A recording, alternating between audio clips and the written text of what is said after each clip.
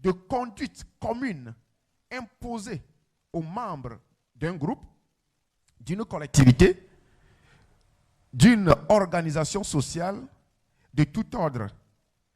Mais pour y arriver, il y a plusieurs domaines dans lesquels je vais appliquer la discipline et je vais commencer par la langue.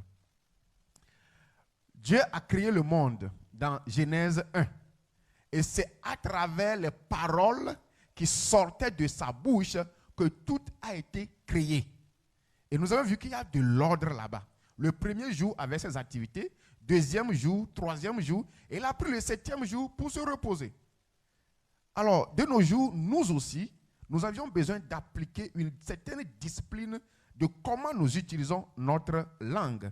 Raison pour laquelle je vais nous demander de lire Jacques 3,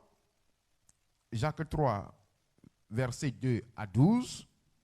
Voilà une partie de notre verset de base que nous venons de lire. Donc, nous avions vu que on nous a fait savoir que la langue est un petit élément, mais qui peut mettre du feu.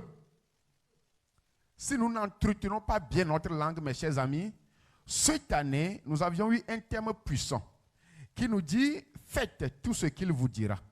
Si nous n'appliquons pas la discipline dans nos langues, dans les paroles qui sortent de notre bouche, nous pouvons offenser ce thème. Dis tout ce qu'il vous dira. Certainement, tu ne traverses pas des moments difficiles.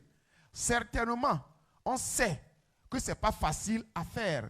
Mais si nous voulons vraiment obéir, nous devons appliquer la discipline à se rappeler à chaque fois tout ce qu'on veut poser comme acte, de se dire « je dois faire ce qu'il me dira ». Ça fait partie de la discipline. Alors, on nous fait savoir que personne ne peut dompter sa langue. Alors, si nous n'arrivons pas à dompter nos langues, nous aurons des conséquences sur nous-mêmes, dans notre entourage, dans la vie de nos enfants, dans la vie de notre famille. Alors, nous devons vraiment dompter la langue. Manque de dompter la langue est origine de plusieurs maladies.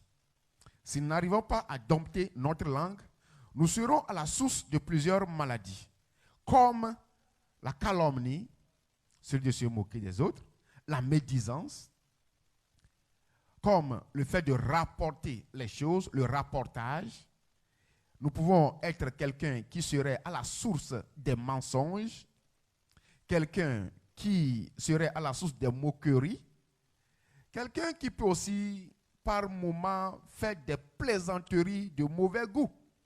Et si tu n'es pas discipliné, si tu n'arrives pas à discipliner ta langue, tu peux aussi être quelqu'un qui aime les disputes, parler des uns et des autres. Et dans ce cas, l'injure ne t'épargnera pas.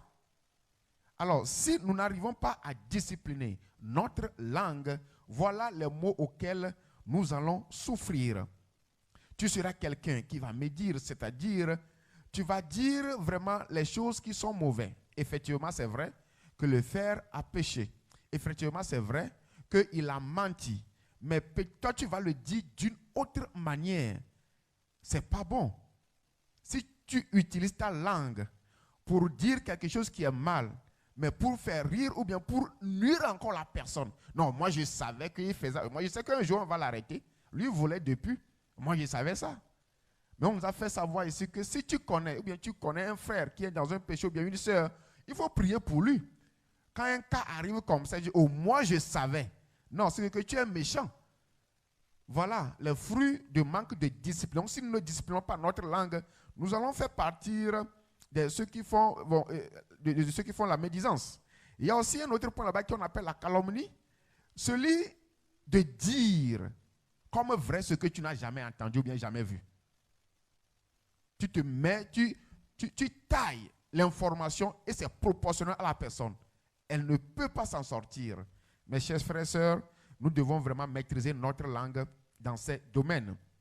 Si je me rappelle ici aussi, j'ai toujours aussi le point de la plaisanterie. En tout temps, le pasteur nous prêchait ici et puis il nous a dit que des fois, certains même vont jusqu'à donner des noms comme Zaché à leur frère.